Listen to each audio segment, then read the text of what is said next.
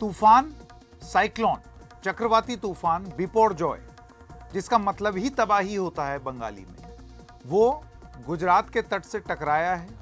वो धीरे धीरे करके अब अंदर आ रहा है और धीरे धीरे अपनी तीव्रता खो भी रहा है, कम भी कर रहा है। लैंडफॉल के बाद ये होता है, ये हमने कई बार देखा है। तो गुजरात के कच्छ से टकराने के बाद चक्रवाती तूफान बिपोरजॉय आगे की तरफ बढ़ रहा है।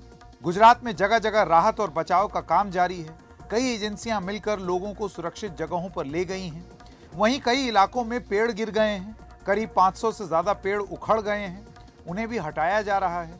करीब 1000 गांव में बिजली गुल हो गई है। निचले इलाकों में पानी भरने से काफी परेशानी हो रही है, जैसे कि तस्वीरों में दिन भर आज हमने देखा भी।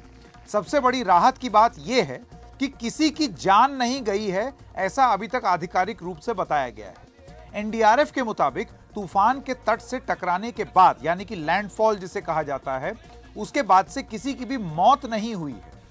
मौसम विभाग का यह कहना है कि आज रात चक्रवाती तूफान बिपोरजॉय एक डीप डिप्रेशन बन जाएगा, यानी कि अब वो चक्रवाती तूफान नहीं रहेगा।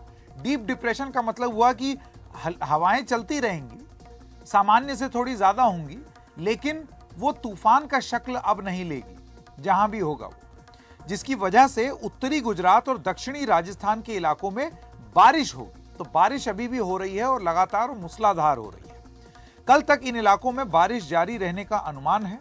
मौसम विभाग ने यह भी कहा है कि यह एक चैलेंजिंग तूफान था। तो यह एक बड़ी बात कही है मौसम विभाग ने कि वो इस तूफान को चैलेंजिंग तूफान बता रहे हैं। और इतने सारे तूफानों से निपटने के बाद अगर मौसम विभाग ये कहता है तो ये संभवतः बड़ी बात होगी। मौसम विभाग का यह कहना है कि यह तूफान दरअसल कई बार लगातार अपनी दिशा बदल रहा था। कल के कार्यक्रम में हमने ग्राफिक्स के माध्यम से, सैटेलाइट इमेज के माध्यम से आपको यह दिखाया था कि 3 बार तो हमने ही देखा कि वो बदल रहा है और उसके बाद फिर तीव्र गति से अंदर आया। और जितनी जल्दी तूफान लैंडफॉल करके कमजोर होता है या टूटता है, वो नहीं हुआ।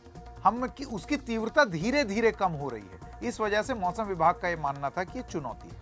मौसम विभाग के डीजी ने यह भी कहा है कि क्लाइमेट चेंज की वजह से अरब सागर में ज्यादा तीव्रता वाले चक्रवाती तूफानों की संख्या बढ़ गई है। आने वाले समय में यह भी बढ़ सकती है और भी ज्यादा बढ़ सकती है। तो यह खतरे की बात है, लेकिन तैयारी अब इसी हिसाब से करनी होगी।